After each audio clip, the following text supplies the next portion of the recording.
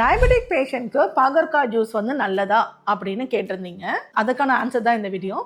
பாகற்காய் ஜூஸ் பார்க்கும்போது டயபெட்டிக் பேஷண்ட்க்கு ரொம்பவே நல்லது தான்.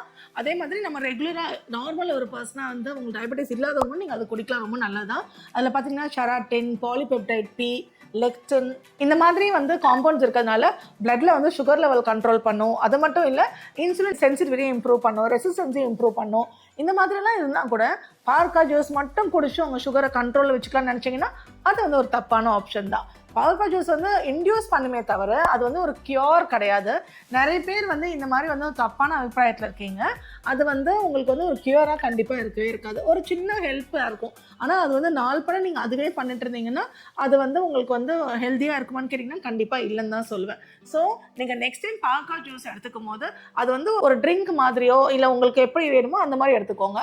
ஆனால் அது வந்து நீங்கள் வந்து ஒரு கியூராக நினச்சி எடுத்துக்காதீங்கன்றதான் என்னோட வந்து ஒரு ரெக்கமெண்டேஷனாக இருக்கும். இந்த மாதிரி டயபெட்டிஸ் பற்றின இன்ஃபர்மேஷனுக்கு நம்மளோட சேனலை ஃபாலோ பண்ணிக்கோங்க. தேங்க்யூ.